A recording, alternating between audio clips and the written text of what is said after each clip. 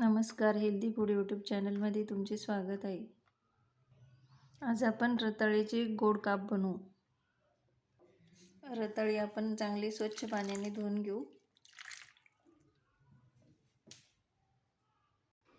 रताळी आता कट करून घेऊ. अशी कट करायची. कढईत 1 चमचा तूप टाकू. हे रताळीचे काप आपण याच्यामध्ये टाकून शिजवून घेऊ. चांगलं मिक्स करून घेऊ.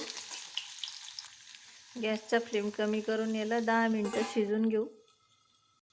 10 मिनिटं झालेले. रताळे चांगले शिजले. आता याच्यामध्ये टाकू आपण गूळ थोडा. आपल्याला जर गोड आवडत असेल तर गूळ थोडा जास्त टाकायचा. गूळ टाकल्यावर चांगलं मिक्स करून घेऊ याला. परत 5 मिनिटं याला चांगलं शिजवून घेऊ. काप चांगले शिजलेले आपले एका वाटीत काढून घेऊ. बघा किती छान दिसतात. खायला पण तेवढेच टेस्टी लागतात हे. याच्यावरून टाकू थोडे काजू बदामचे तुकडे केलेले. थोडे मनुके टाकू.